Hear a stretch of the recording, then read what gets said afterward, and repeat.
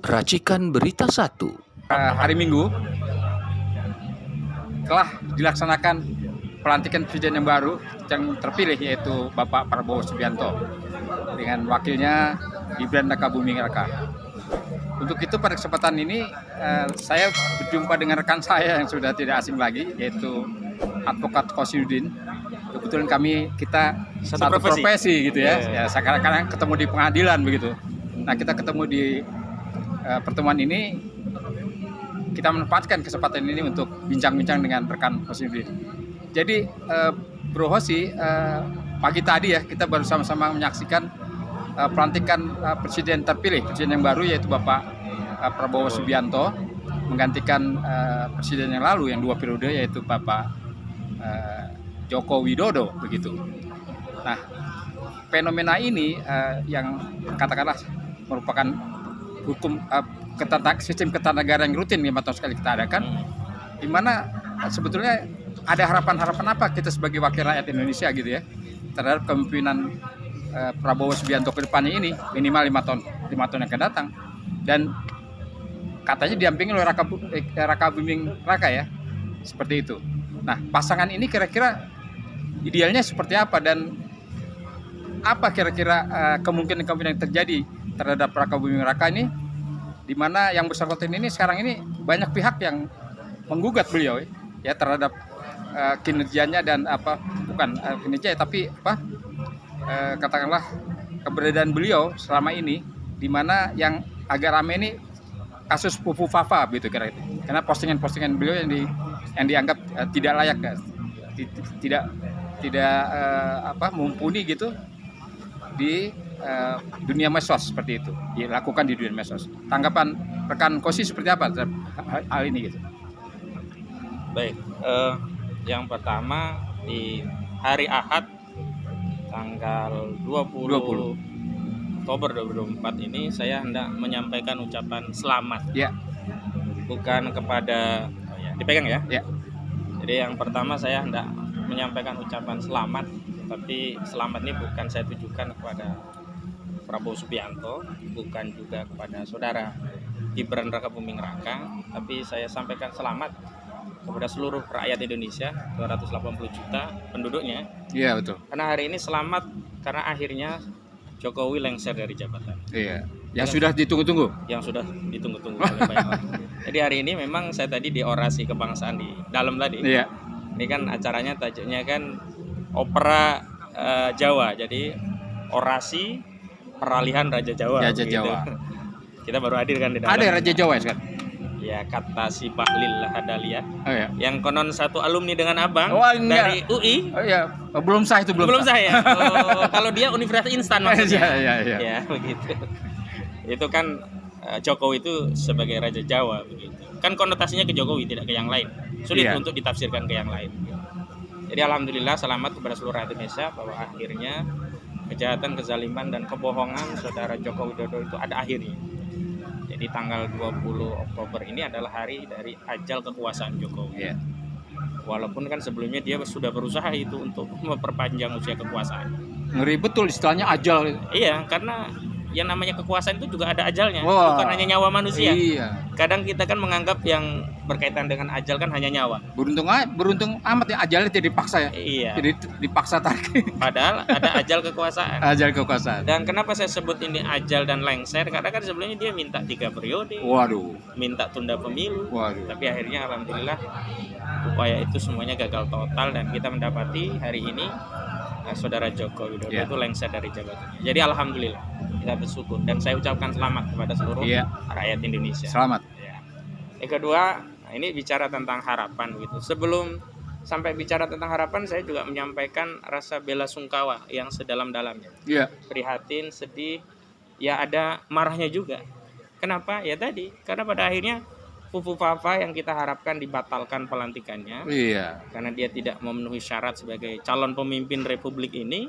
Karena kita tahu abang kan juga bisa baca Undang-Undang Nomor 7 2017 tentang pemilu. Di syarat untuk menjadi calon presiden dan wakil presiden itu kan di 169. Ada ABCD sampai Q ya. Itu kan huruf E kan harus sehat jasmani dan rohani. Di huruf Q itu harus minimum 40 tahun. Ini kan Fufu Fafa ini kan tidak mungkin ada satupun orang di Republik ini yang bisa memberikan pendapat bahwa Fufuafa itu sehat mental, jasmani dan rohani. Pasti orang mengatakan Fufuafa itu saraf, tidak sehat mental, tidak sehat rohani. Kalau orang dalam keadaan normal nggak mungkin keluar statement yang luar biasa. Postingan tersebut juga diakui oleh adik kandungnya loh. Nah, makanya itu. Nah, saudara Roy Suryo sudah mengatakan 99,9% bahwa itu benar postingannya. Betul. Seperti itu. Kan bagaimana mungkin seorang calon Wapres pada waktu itu ya, menjadi lancar saja dan tidak ada proses hukum sebenarnya. Nah, kini harus diproses terus, Bung Osi. Harus diproses terus. Nah, karena itu saya sampaikan kita hari ini juga berkabung gitu. Sedih, prihatin, juga marah karena orang seperti ini tetap dilantik. Tetap menjadi mau tidak mau nanti fotonya ada di kantor advokat ini, ada di kantor pengadilan, ada di kantor kepolisian, ada di kantor seluruh lembaga-lembaga negara begitu. Kalau kantor advokat bisalah kita turunkan sementara ya, kita gantilah mak bapak kita saja lah sementara. Tapi kalau lembaga-lembaga resmi seperti sekolah-sekolah dan saya khawatir Bang nanti kalau begitu ada pertanyaan, dulu kan kita bangga ya. Anak-anak siapa wakil presiden Republik Indonesia? Ya Tri Sutrisno. Paling tidak Harmoko atau paling tidak siapa begitu. Begitu hari ini ada Malik pada waktu itu. Iya ada Malik, sekarang ada pelajaran. Anak-anak siapa wakil presiden Republik Indonesia saat ini? Fufuafa. Coba bayangkan. Jadi guyonan tuh, guyonan nasional. Kalau dalam sikap batin sebagai seorang negarawan ini bukan guyonan tapi kesedihan, kepedihan dan satu keprihatinan yang luar biasa. Ketidakpatutan yang pasti. Iya, kita prihatin Republik dengan 280 juta penduduknya yang di dalamnya ada namanya Juju Purwantoro SHM. Kok wapresnya Fufuafa begitu. Tersinggung nggak? Ya, Bang Juju. Ya pastilah. Tersinggung lah. Yang di atas baru saya Bang Juju yang seperti ini aja tersinggung. Apalagi banyak profesor, banyak profesor, banyak doktor. Tapi ada satu dokter yang saya kira dia tidak akan tersinggung lah. Dr. Bahlil Lahadali. Baru kemarin tuh. Baru kemarin dia dinyatakan lulus. Iya, dia bersyukur. Dari kampus saya lagi. Nah, dan ini akan ditindaklanjuti, akan diproses oleh forum dokter di UI. Ya kan? Kita melihat bagaimana mereka akan melakukan kerja-kerja investigasi terhadap yang tadi disebutkan ya. Mudah-mudahan ya. Itu Profesor dokter itu punya waktu 2 minggu untuk melakukan proses investigasi. Betul. Jadi saya ingin lanjutkan kenapa kita bergabungnya tadi ternyata Republik seluas ini dengan penduduk 280 juta di dalamnya ada Populi, ada macam-macam ini. Ternyata kita punya wapres Fufuafa. Iya. Jadi kan prihatin kan Bang. Ini bergabung lah. Sangat. Karena itu saya kira persoalannya hari ini kita sebelum ya menilai apa komitmen saudara Prabowo, kita masih akan kejar terus persoalan tentang tadi Jokowi yang bermasalah secara hukum yang kita akan terus kejar meskipun dia lengser. Justru ini adalah kesempatan untuk memproses hukum pasca kekuasaannya. Setuju. Yang kedua ya Gibran ini harus tuntas. Kita minta DPR yang berwenang memakzulkan. Gimana pun caranya. Nah kalau Prabowo kita tidak melihat yang tidak nampak ya Bang ya. Kita melihat yang zohir saja. Tidak signifikan lah. Jadi kalau dalam kaidah agama kan kita diminta nahnu bihukmi fi zohiri ya.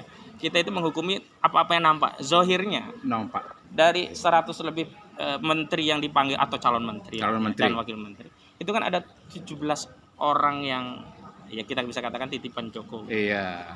Kita nilai nggak prestasi lah, kinerja bahkan bermasalah kan semua bahkan bermasalah. Kok jadi panggil Erlangga Hartarto bermasalah dalam kasus minyak goreng. Sri Mahyuni. Terus kemudian Bahlil juga bermasalah di kasus ini tadi ya kan. Belum lagi ya kasus-kasus dari menteri-menteri yang lain itu kan sebenarnya kalau dia Prabowo ini punya komitmen membangun Indonesia. Pertama ya komitmen bersih dari KKN lah dulu ya, korupsi kolusi nepotisme. Ini orang-orang ini harusnya tidak masuk bursa lagi. Dan kita heran menteri yang cukup penting di dalam perekonomian negara itu yaitu Sri Mulyani, Dr. Sri Mulyani. Beliau sudah 3 periode. 3 periode tidak menunjukkan prestasi apa-apa. Dipakai lagi. Nah, kan begitu. Yang ada adalah kita menambah hutang. Iya, saya yakin. Hutang terus. Iya. Saya yakin walaupun calon menteri ini katanya kan rencana mau dibawa ke Akmil ya, ke Magelang. Mau diorientasi ya. Mau disuruh push up 100 kali, 1000 kali, 1.000.000 kali disuruh push up nih calon menteri di Akmil, nggak akan berubah kinerja pemerintahan kita. Karena problemnya mereka itu membawa legacy cacat ya. Ini apa? Membawa legacy masalah dari Jokowi. Karena mereka adalah pembantu Jokowi yang kita lihat kinerjanya bermasalah di era kepresiden saudara Joko Widodo. Track recordnya sudah jelas kan? Jadi bukan angan-angan lagi dong. Iya, kalau orang tidak membangun harapan. Ini Prabowo sudah gagal membangun harapan sejak penyusunan kabinetnya. Begitu loh. Walau kemudian ada lisan kan nanti 6 bulan bisa reshuffle. Ada 100 hari. Bla bla. Nah, saya ingatkan dulu waktu Prabowo pertama kali mau merapat ke Jokowi dan diambil menjadi Menteri Pertahanan, kan semua kecewa. Lalu ada narasi itu kan hanya strategi, nanti akan begini. Tapi ujungnya sampai purna tugas Jokowi tidak ada langkah signifikan dari seorang Prabowo Subianto dalam merealisir janji politiknya saat dulu dia bertarung sebagai calon presiden melawan Joko Widodo. Kan kita semua yang ikut kecewa waktu itu, ya. Makanya ada ungkapan katanya ingin timbul dan tenggelam bersama rakyat. Yang terjadi adalah meninggalkan rakyatnya tenggelam sendirian, timbul sendiri bersama kekuasaan. Itu kan yang terjadi setelah ada hidangan nasi goreng di Jalan Teguh Umar. Gitu loh. Dan pada hari ini apakah kami tidak tahu seperti apa ya di dalam pidatonya Presiden Prabowo Subianto yaitu memberikan harapan yang sedemikian besar kepada rakyat dia akan membangun ekonomi ya dengan konsisten dan profesional, kemudian akan memberantas korupsi KKN, korupsi dan nepotisme. Itu sedemikian indah ya toh pidato beliau. Dan ini terpanjang juga, setengah jam lebih loh pidatonya. Ya, Bang Juju harus paham, Pak Prabowo itu kan sudah 3 kali nyalon presiden dan gagal. Jadi dikompensasi lah, dulu nggak sempat pidato menjadi presiden terpilih. Sekarang waktunya ini mumpung terpilih jadi dikompensasi ya. Yang tadinya 15 menit kali 3. Kali 3. Iya, bukan main. Jadi seperti itu, kita tinggal harapan.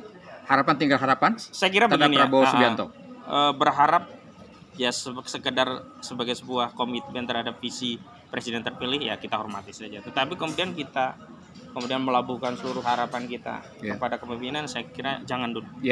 Pertama yang bisa kita ukur itu parameternya adalah kalau manakala Presiden Prabowo nanti sudah sah menjadi presiden. Betul. Dia tetap terlibat melindungi kasus-kasus Jokowi, berarti tidak ada harapan. Karena yang kita harapkan setelah Prabowo menjadi presiden dia netral. Jangan ikut cawe-cawe. Ini urusan rakyat dengan Jokowi saja. Jadi jangan ikut terlibat dalam rangka melindungi berbagai kejahatan Jokowi. Biarkan proses hukum berjalan. Jokowi sudah menjadi warga negara sipil sama dengan kita. Iya sama. Jadi tidak ada hak keistimewaan lagi kan begitu.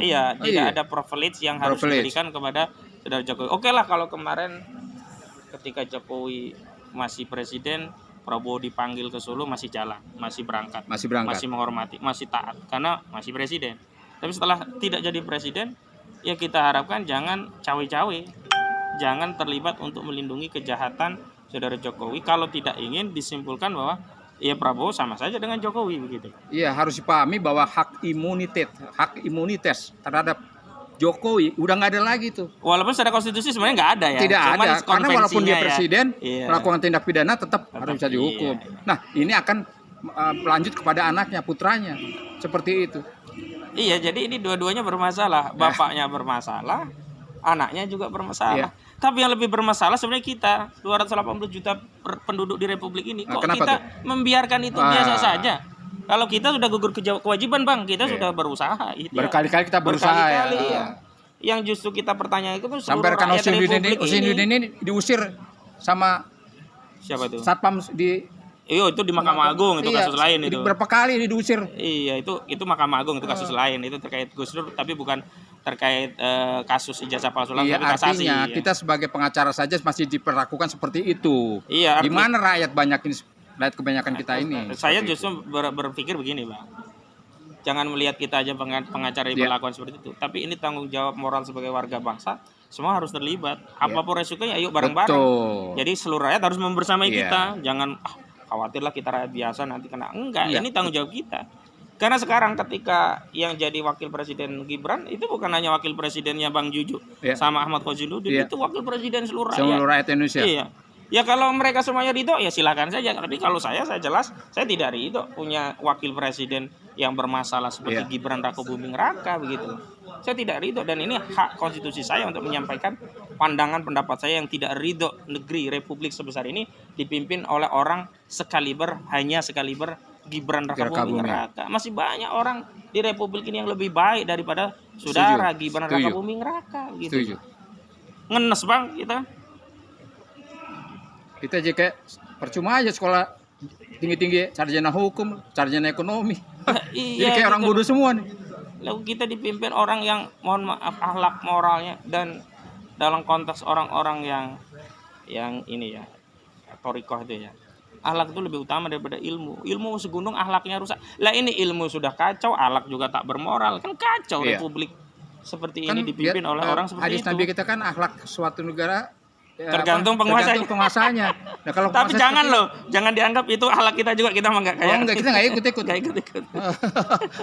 Iya. Iya begitu. Oke, ada lagi Bang? Cukup ya? Cukup boleh. Jadi, apa silakan. Kalau yang disusun oleh Prabowo, kabarnya kata Abdullah Mahwa itu kabinetnya itu 90% itu orang bermasalah, yaitu orang yang terduga koruptor. Ini bagaimana?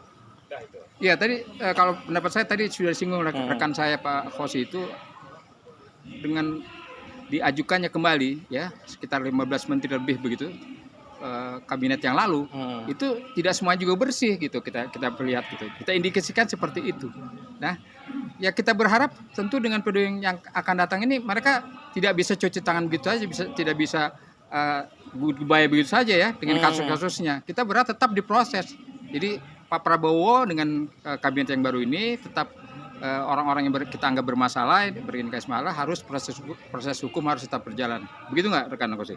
Iya, makanya tadi secara zohir kan kita tidak melihat apa nanti di balik itu 6 bulan akan reshuffle, nanti diganti orang-orang khusus. Itu kan kita hanya diberikan narasi. Bahkan kalaupun itu janji, ya kita tidak bisa percaya karena yang kita lihat sekarang zohirnya. Zohirnya ada 17 menteri itu orang-orang Jokowi yang memang terindikasi bermasalah. Tito Karnavian ya tadi. Siapa namanya yang saya sebutkan tadi? Bahlil Lahadalia, Erlangga Hartarto. Kemudian siapa? Setneknya Zulkifli Hasan. Setneknya Jokowi dulu siapa namanya? Pratikno. Ini kan bermasalah semua gitu. Jadi Prabowo ini gagal mengawali narasi harapan bangsa itu dengan menghadirkan orang-orang yang tidak memberikan hope, tidak memberikan harapan kepada kita. Bahwa itu memenuhi ekspektasi dan harapan lingkaran kekuasaan. Iya, karena itu adalah kabinet kompromi, bagi-bagi kursi. Terlihat itu ada 2 skema ya cara Prabowo membagi kursi. Yang pertama melakukan apa yang saya sebut dengan partisi. Yang kedua ekstensifikasi. Partisi itu adalah memisahkan kementerian tertentu agar ada jabatan tertentu yang bisa dihadiahkan kepada koalisi mereka. Misalkan dulu Menko Polhukam, Menteri Koordinator bidang hukum, politik hukum dan keamanan itu kan jadi satu. Sekarang dipisah. Menteri politik hukum keamanan sendiri rencananya katanya akan dijabat Budi Gunawan katanya. Yang kedua Menteri Koordinator bidang hukum sendiri rencananya ada kan di Yusril kan. Ini kan hanya bagi-bagi jatah menteri dengan modus melakukan partisi, pemisahan. Padahal dulu kan menjadi satu kementerian koordinator kan lebih hemat. Ya, sekarang kan harus 2 nomenklatur anggaran juga, Bang. Ya, jangan lupa itu Pratikno tuh yang bekas mantan rektor UGM itu. Iya. Dia masih bermasalah itu dengan jasa palsu Jokowi. Betul. Itu nggak pernah berkomentar, tidak pernah bereaksi. Iya, ya jangan-jangan dia desainnya ya. Iya. Yang kedua, misalkan dia melakukan ekstensifikasi dengan membentuk kementerian baru dalam rangka untuk memenuhi janji politik Prabowo seperti Menteri Koordinator bidang gizi kalau nggak salah ya, yang katanya akan dijabat rencananya nih ya, belum tahu nanti. Hari ini atau besok mau dilantik menteri? Ya kalau nggak malam ini.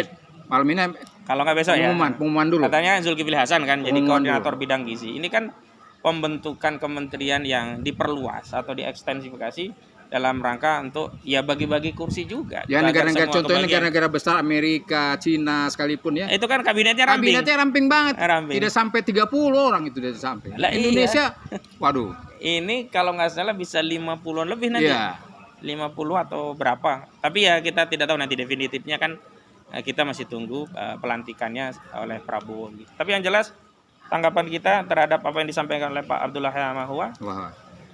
Ya kalau beliau mungkin punya data yang lebih rinci lagi sehingga lebih tidak punya harapan lagi kalau dengar data beliau.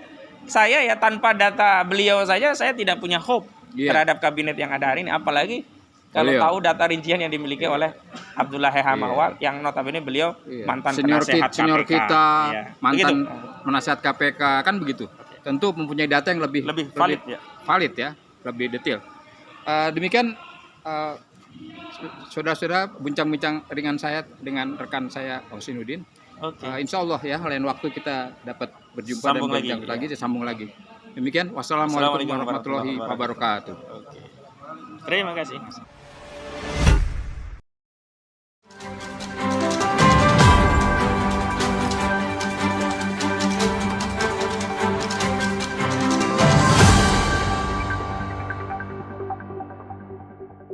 Racikan Berita 1.